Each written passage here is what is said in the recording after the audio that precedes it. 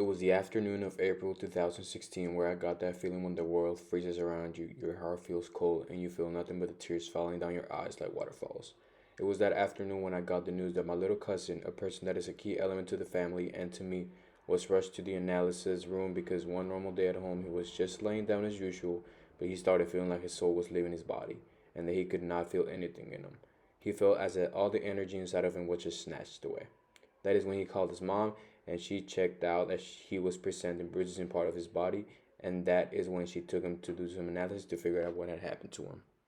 His name is Iker Uriel Marquez Jimenez. He's a little 9-year-old kid that when he comes into the room, he could light it up with just a smile, those dark brown eyes, and his positive energy that just made everybody smile with him. He is part of a beautiful, loving family which is formed by two brothers, one of them which is already in his 20s, and the other one that is just turned 13. They were all raised by their mom Yasmin and their dad Agustin in the city of Victoria, where it's a city where you need to make fun out of what you can find.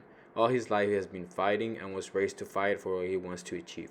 He believes that anything is possible with a little faith in the man of above and the support of a loving family. All that fighting and faith was put to the test when he was first took to the analysis room after showing weird symptoms and bruises in part of his body. He was taken to a close by hospital where the doctors took some blood out of him to determine what was happening to him. At first, the doctor told his mom that it was probably just the dengue fever and that it was nothing to worry about. A few minutes go by and she stood up as fast as humanly possible. The doctor approached her and told her that her son needs to stay in the hospital to be taken into further review. She looked at the doctor with this cold look and her eyebrows were clenched together and she had so many doubts of why he was staying when he told her it was probably just the dengue fever. The doctor tells her that he was presenting flaws in the blood and that they just needed to make sure it was nothing major. After a week spent in the hospital, the doctor comes in and tells his mom that they need to speak in private. The doctor tells her that her son needs to be transferred to a better facility in the city of Monterrey. Her mom, with her fists closed, eyes wide open, with nothing but a strict look, he asked the doctor what was happening and why her son was being transferred. The doctor tells her that her son is presenting symptoms of leukemia, which is a type of cancer in the blood. She got this feeling that the world was crumbling around her, and because she did not know the magnitude of his cancer, the hope in her eyes slowly faded away because she felt like she might lose her son. After a minute of just her sobbing and feeling the hope fading away, the doctor finished telling her that he was going to be treated by a specialist in cancer and that he was going to tell her more about it. During the transfer to Monterrey, he looked at his mom and asked her why they were moving him to another facility, but his mom could not get the words out of her mouth. Finally, after a long trip, the specialist confirmed that her son is diagnosed with leukemia type B. The doctor tells her that there are chances of him surviving, but that it was all up to him to keep his head up and go ahead with the treatment because out of 10 kids, only 2 make it out alive. His mom gathered any of the strength that was left on her and went into the child's room and told him what he was going to go through. She told him that it was not going to be easy or pleasant, but that it was no matter what, he needed to keep fighting and that it was going to turn out okay. The chemotherapies were diagnosed to last up to 4 years, and along the way, the child was most likely going to present blood problems, and he was going to need platelets. As soon as she heard that, she got all the family in, and we came up with the idea of creating a page where we told his story and asked for people to volunteer and donate platelets to keep him fighting against cancer. After a while, we saw a bunch of people asking for Iker, and we answered for him, and they told us they were here to help him out.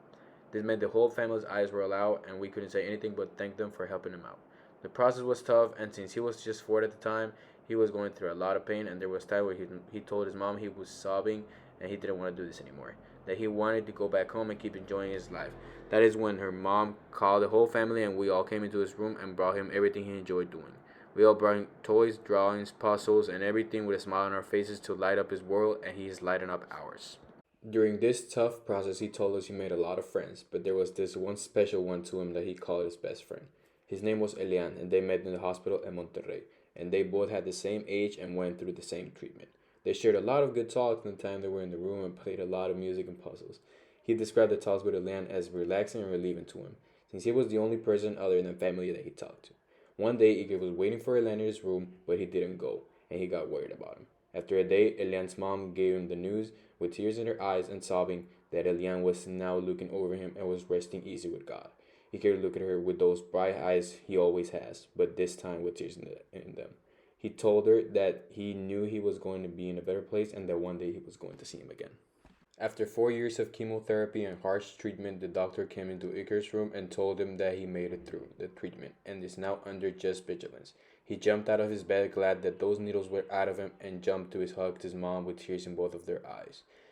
and he finally came home. We all waited for him at home. After seeing all of us, he jumped and gave a high five to the sky and happily screamed, "We made it, Elian." And that was by far one of the most fulfilling and life changing moments in the family's history. He took these hard times as a lesson because it is said that in any complication there is always a blessing and a lesson.